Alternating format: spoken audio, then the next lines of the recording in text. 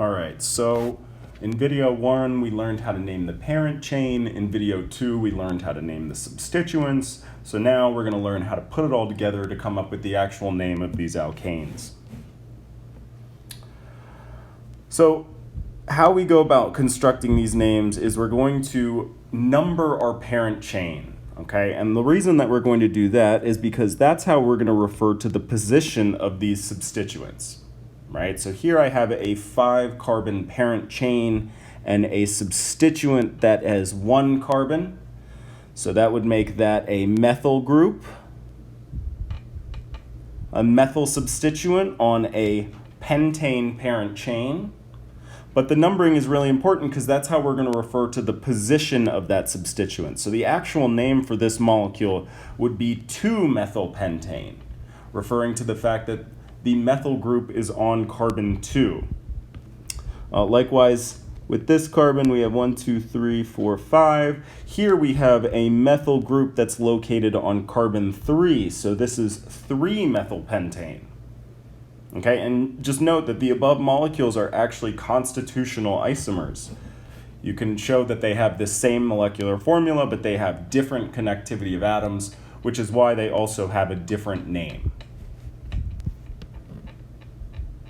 All right, so how do we go about numbering it? Because once we've identified the parent chain, there's actually always going to be 2 different ways to number it. So what do I mean by that? Well, clearly here is my parent chain, the longest continuous set of atoms. But I could number from left to right, 1, 2, 3, 4, 5, 6, 7. I could also number from right to left, 1, 2, 3, 4, 5, 6, 7. So which one is correct? Okay? You want to pick the numbering scheme that gives the lowest possible number to the substituent. So this is going to be the correct numbering scheme, not the one on the right, because this has my methyl group at position 2 instead of position 7. So this would be 2-methylheptane, right? My parent chain, my substituent, and importantly, it is located at carbon 2. Okay, so when you're numbering, you want your substituent to have the lowest possible number. Okay, and this goes even when multiple substituents are present. So again, here, it's not too hard to see that this is going to be my longest contiguous set of carbons, but I have 2 different ways of numbering it, 1, 2, 3, 4, 5, 6, 7, or 1, 2, 3, 4, 5, 6, 7. Okay? The position of substituents on this side would be 2, 5, and 5. All right, I have 1 at position 2, and then 2 at position 5. And that's compared to over here, which would be 3, 3, 6. Since 2 is the lowest number, that's why this is the correct numbering scheme. This one would be incorrect. Okay? So your goal is to have the lowest possible number. All right, but what if there's a tie? So let's look at this example. So again, here's my parent chain, but I have 2 different ways of numbering this. I can either go from left to right, 1, 2, 3, 4, 5, 6, 7, or right to left, 1, 2, 3, 4, 5, 6, 7. Notice in both of these numbering schemes, my lowest number, my overall lowest number is going to be the same. I have a 2 on this side and a 2 on this side. But now let's go and list all of the different numbers. So this would be a 2, a 3, and a 6. Whereas this one would be a 2, a 5, and a 6. Okay, that first number is tied, but now we go on to the next number. This would be a 5 versus a 3. So that would make this one the lower. So this side would be correct, and this side would be incorrect. Okay, so if there's a tie with the first substituent, you just go on to the next one. All right, well, what if there is no other tiebreaker? So this can be the case sometimes too. So for example, 1, 2, 3, 4, 5, 6, 7, 8, 9.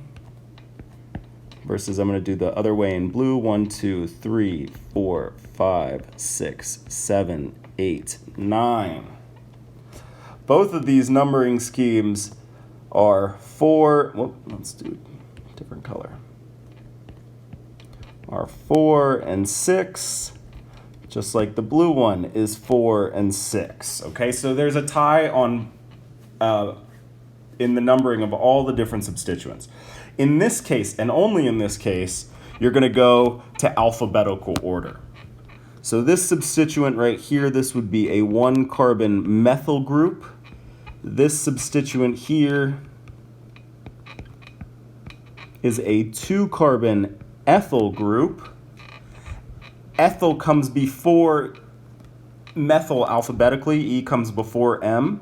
So we're going to make sure that our ethyl group has the lowest number. So in this case, it is the blue numbering scheme that's correct. So this would be 4 ethyl, 6 methyl nonane.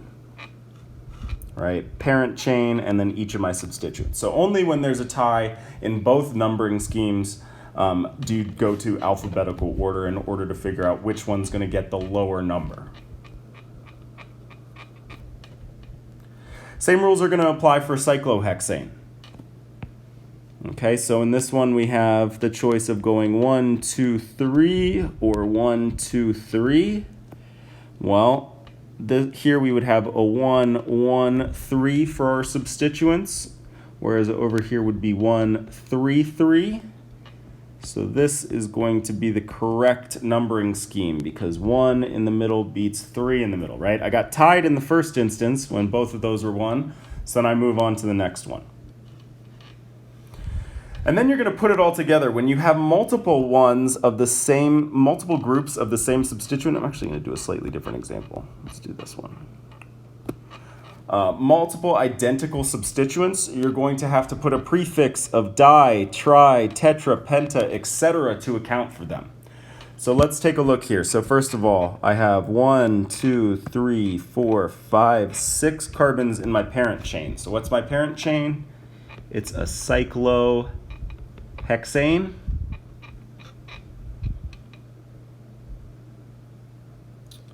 And then I have, at position 1, I have 2 methyl groups. So this would be dimethyl. So this is a 1, 1 dimethyl. Whoops, that should be a dash. 1, 1 dimethyl. So notice that I'm indicating the position of both of those methyl groups and then indicating that there's 2 of them with di. And then this would be a 3 ethyl. And then when we construct the name, we're going to put them in alphabetical purposes, except we're going to ignore those prefixes of di, tri, tetra when we're putting it in alphabetical order.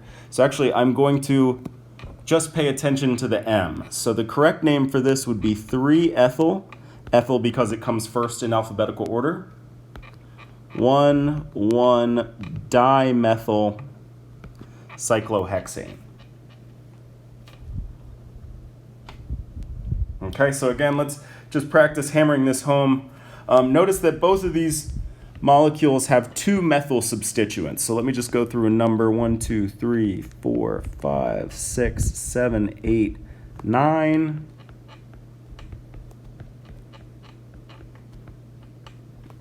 Both of these would have the parent chain of a nonane.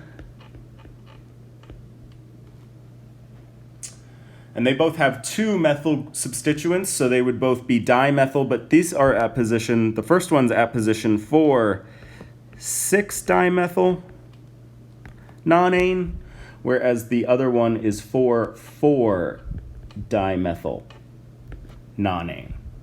Notice that these are both still dimethyls. To be a dimethyl, you don't have to be on the same carbon. This is a common misconception. I just wanted to do this example strictly to point that out. Here I have 2 methyl groups that are located on different carbons, but I would still list that as 4,6 dimethyl. When they're located on the same carbon, it's 4,4 dimethyl. Okay, so just the overall naming scheme here. Again, you got to identify the parent chain. That's the longest consecutive set of carbons. Then you're going to identify and name the various substituents. Then you got to number your parent chain. That's what we learned about in this video first. And then lastly, you're going to list all these substituents in alphabetical order before the parent name. The last thing I want to talk about is how the name relates to identifying identical and constitutional isomers. Okay? No two constitutional isomers will have the same name. So there's two different ways to identify constitutional isomers. So for example, these two here are in fact,